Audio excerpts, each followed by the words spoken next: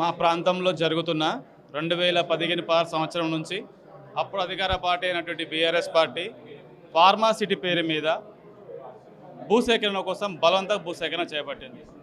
అప్పటి నుంచి మేము కూడా భూములు ఇవ్వమని చెప్పేసి కోర్టు కేసులో తిరుగుతూనే ఉన్నాం. స్టేలు తెచ్చుకున్నాం, కొన్ని వాటికి అవార్డులు రద్దయినాయి. అయినటువంటి ఆ సమయంలో కూడా ఇప్పుడున్న కాంగ్రెస్ పార్టీ మీ భూములు ఇవ్వకండి, మీ భూముల కోసం మేము పోరాడతాం, మీ భూములు ఎటువంటి నెక్స్ట్ రాబోయే 3 సంవత్సరాలలో మా ప్రభుత్వం వస్తుంది, మీ భూములు మీకు మిగులుతాయి, మీ భూములు ఎట్టి పరిస్థితుల్లో మేము కాపాడతాం, ఇది మా బాధ్యత అని చెప్పేసి ఆ రోజు మమ్మల్ని భూములు ఇవ్వకుండా మా వెన్నకంటూ ఉండి ఈరోజు అధికారంలోకి రాగానే అది మాకిచ్చిన హామీలని పెడితేనే పెట్టేసి ఈరోజు మొన్న రేవంత్ రెడ్డి ఏమన్నాడంటే కొంతమంది రైతులకు అన్యాయం జరుగుతుంది, కొంచెం లోపలికైనా దొరుకుతుంది, వెళ్ళి కొనుక్కోండి అని చెప్తున్నారు. మరి ఆ రోజు మీకు తెలియదా? ఆ రోజు మీరు ఎందుకు చెప్పలేదు ఈ మాట? ఆ రోజు మీరు లోపలికి కొనుక్కోండి ఇచ్చేసేయండి అంటే అప్పుడే మా బాధ లేదో మేము పడతాం కదా.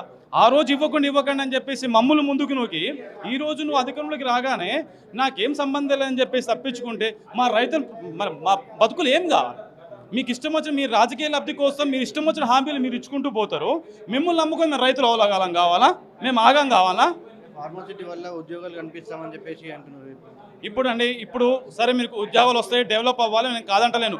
ఒకటే ప్రాంతంలో ఇన్ని రకాల కంపెనీలు ఒకే ప్రాంతంలో పెట్టడం కంటే మన తెలంగాణలో ఎన్ని మండలాలు ఉన్నాయి, ఎన్ని జిల్లాలు ఉన్నాయి, మరి ఒక్కొక్క మండలం తీసుకొని ఒక్కొక్క కంపెనీ అక్కడ పెట్టండి. ఆ మండలంలో ప్రతి ఒక్కరు నిరుద్యోగులు అంటూ ఎవరు ఉండరు, అందరికీ ఎంప్లాయ్మెంట్ దొరుకుతుంది.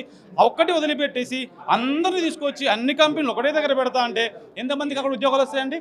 సరే ఇప్పుడు నేను ఉద్యోగం చేస్తాను, మా నాన్న ఉద్యోగం చేస్తారా? నా 50 ఏళ్ళు దాటి ఏం ఉద్యోగం చేస్తారండి? అలా అటెండెన్స్ స్లీపర్ పనులు ఊకే ఉద్యోగాలు తప్ప ఏం చేస్తారు? ఇప్పుడు మేము రైతులను ఘోరంగా బతుకుతున్నాం, 10 మందికి మేము ఉద్యోగ అవకాశాలు కల్పిస్తున్నాం. మా మీద రైతు కూలీలు ఆధారపడి ఉన్నారు, ఒక మెకానిక్ ఆధారపడి ఉన్నారు, కుమ్మరి వాళ్ళు ఉన్నారు, వడ్రంగి వాళ్ళు ఉన్నారు, ఇలా చాలా కుల వృత్తుల వాళ్ళు మా మీద ఆధారపడి ఉన్నారు.